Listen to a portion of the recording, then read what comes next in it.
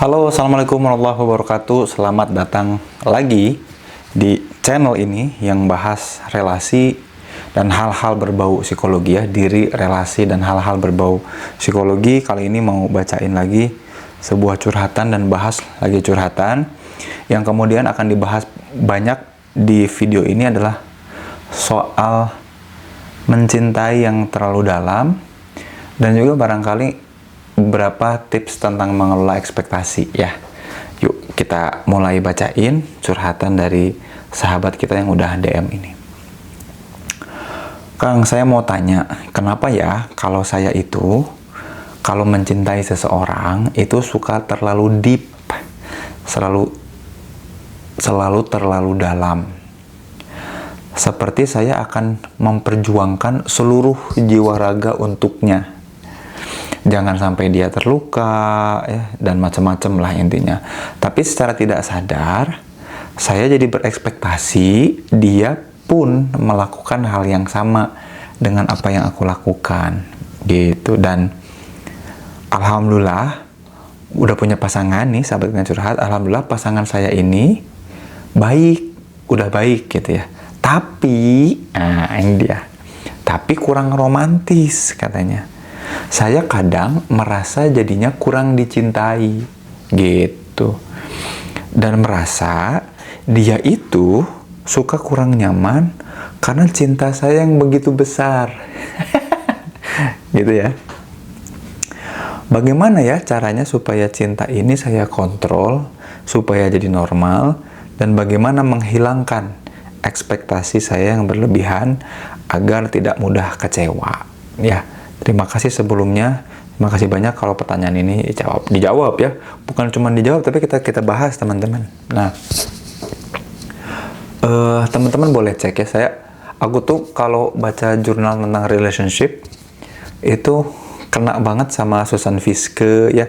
Biasanya para peneliti-peneliti wanita nih yang detail banget tiap kali ngebahas tentang relasi ya. Jadi kalau teman-teman mau cari artikel-artikel penelitian ilmiah tentang relation, itu 3 orang ini aku rekomendasikan banget ya. Susan Fiske, dia ngomongin apa yang di dalam pikiran tentang relasi ya, bagaimana proses otak ya, proses-proses kognitif seseorang ketika menjalin relasi itu dibahas banyak banget sama Susan Fiske. Lalu yang kedua adalah tokoh yang namanya Ellen Bershade ya. Itu yang kemudian banyak meneliti tentang mutualitas, bahwa relasi itu ya harus 2 arah, gak bisa 1 arah gitu ya. Nah nanti ini termasuk nih kisah yang sahabat kita ceritain ini. Relasi itu gak bisa 1 arah. Aku mencintai terlalu besar, terlalu, dan dia ternyata nggak kayak aku. Itu tuh karena nggak mutual, nggak 2 arah ya. Harus diadik ya, 2 arah. Itu tokohnya namanya tadi Ellen Bershade. Sama satu lagi Pamela Regan ya. Pamela Regan juga kemudian banyak penelitian mengkaji bahwa hubungan yang baik bukan berarti nanti nurunin ekspektasi, tapi mengelolanya atau nge-manage-nya. Nah, kita bahas dulu ya. Apa yang membuat seseorang itu kemudian bisa mencintai orang lain begitu dalam? Nah, Susan Fiske itu menemukan bahwa ternyata katanya orang yang cenderung mencintai orang lain begitu dalam, dia punya self-esteem yang rendah terhadap dirinya. Salah satu cirinya adalah dia sebetulnya jarang ngobrol sama dirinya, jarang mengapresiasi dirinya. Jadinya dia butuh orang lain untuk bisa mengevaluasi seberapa dalam dia kenal sama dirinya. Kalau kalimat tadi terlalu berat, intinya singkatnya kayak gini. Orang-orang yang bisa sampai mencintai seseorang terlalu mendalam, itu tuh gara-gara dia nggak cinta sama dirinya. Dia nggak punya kebiasaan untuk mengapresiasi dan mencintai dirinya. Dia butuh objek, yaitu orang lain di luar dirinya, untuk bisa mencintai begitu dalam. Itu kata Susan Fiske. Jadi kalau pertanyaan pertama sahabat kita yang curhat tadi, dia bilang bahwa kenapa ya aku bisa mencintai seseorang begitu dalam? Jawabannya atau justru pertanyaannya harus dibalik. Mengapa ya sepertinya jangan-jangan aku tuh belum mengenal diriku terlalu dalam juga gitu. Jangan-jangan sejauh ini aku tuh kenal aku di permukaan, aku nggak benar-benar kenal diriku sendiri. Nah, ini yang betul-betul harus diperhatikan, terutama buat teman-teman yang ngerasanya tuh kalau tiap punya relasi tuh selalu all out gitu ya. Jadi kalau aku punya hubungan sama si A, semua aku kasih. Nah, itu tuh nggak bagus. Kenapa nggak bagus? Itu mencirikan kita tuh nggak benar-benar kenal sama diri kita, gitu ya. Emang nggak boleh gitu all out ngasih sesuatu ke orang lain? Ya kalau semuanya semua out, keluar, ya nggak bagus. Ya, kita punya filter, harus ada yang in juga. Bukan berarti harus all in, semuanya harus dapet gitu, nggak juga. Makanya tadi, si relasi itu sebetulnya mutual. Dia harusnya dua arah. Setiap kali apa yang kita kasih juga dapat energi balik gitu ya. Nah, yang normal tuh kayak gitu. Orang tua kasih sayangnya seorang ibu kepada anak atau ayah kepada anak, itu mereka all out ngasih cinta. Tapi apa, dapat energi juga kan dari anaknya. Itu juga mutual. Nah, ini relasi romantis, relasi dua orang yang dia bukan ayah ke anak atau anak ke ayah atau ibunya, ibu ke anaknya, ya nggak bisa kayak gitu, nggak bisa all out. Susah dapat energi baliknya. Jadi dia harus tahu bagaimana caranya supaya mencintainya itu inside out ya. Masuknya dapat, keluarnya juga terfilter dan termanifestasi dengan baik ya. Itu yang pertama tuh teman-teman. Jadi kalau teman-teman, nah ini evaluasi juga nih buat teman-teman. Kalau aku kemudian terlalu lebay mencintai seseorang, terlalu lebay memperlakukan seseorang atau sesuatu, jangan-jangan itu ciri khas bahwa kita tuh nggak bener-bener mengevaluasi, mengenali siapa diri kita. Nah, itu yang harus betul-betul dicamkan ya, diwanti-wanti sama teman-teman. Itu yang pertama. Ya, jadi jangan sampai kita kemudian membuat atau menjadikan relasi yang ada itu malah pelarian, karena sebetulnya kita tuh nggak betul-betul kenal sama diri kita secara mendalam gitu. Itu yang pertama. Yang kedua, itu punya dampak. Nah, dampaknya yang sahabat kita tadi ceritakan, dampaknya itu punya ekspektasi. Kenapa? Nah, di dalam psikologi ada istilahnya namanya actor observer effect ya, atau self reference effect. Apa itu actor observer effect atau self reference effect? Yaitu seseorang ketika terjadi sesuatu, dia pada akhirnya menjadikan referensi dirinya terkait dengan perilaku orang lain. Jadi dia itu pengen menyamakan semua orang sesuai dengan pengalaman atau referensi dirinya. Kalau aku suka makan donat, maka asumsinya semua orang juga akan seneng donat. Dan kita jadi ngerasa aneh dan ngejudge, juga kemudian menilai, ngasih stigma dan berprasangka sama orang-orang yang gak suka donat. Ya aneh, kok ada ya orang yang gak suka donat?